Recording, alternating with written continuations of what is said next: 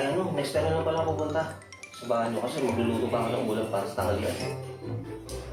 Kaya na magluto. Ha? Bakit? Pero naman ako ulam dito. Masarap naman yan, oh. Grabe talaga pinagandaan mo ako. Hindi pa nagsama ng kanin. Okay lang yan. O, tara na.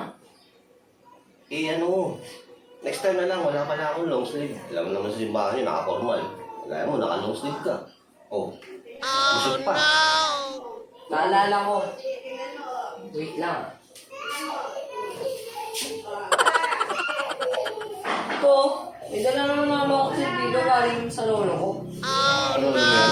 Oo. Mukhang bago pa to. Bago Di ba pa talaga. sa lolo mo to ah? May tag pa oh. Tara na. Next time na lang. Bakit? Maalala ko, bawal nga pala nakachinelas mo sa inyo. Ay di, wala pala ako sa sapatos na pang-formal. Alam niyo naman doon sa inyo, kalala ka, black shoes, naka-long sleeve. Nakachinelas na ako. Wait lang. Kukuhain lang ako. Oh, ito. Bagong-bago pa. Tumutunog pa yan, oh. Tumutunog. Pwede ba ito palaro? Ganda pa yan. O, tara na. Ha? Ay, ano? Teka, wait lang. Sumasakit ulo ko. Wait lang. Next time na lang. Marami pala akong labahan. Ayoko lang matambang kasi Monday bukas busy na naman ako. Kaya ano, maglalabang muna ako. Next time Wait na lang. lang. Ha? Dadali ko na lang sa bahay namin. Automatic naman washing machine namin eh. Kuhain mo na lang mamaya pagkatapos pagsimba. Ah, ganun ba?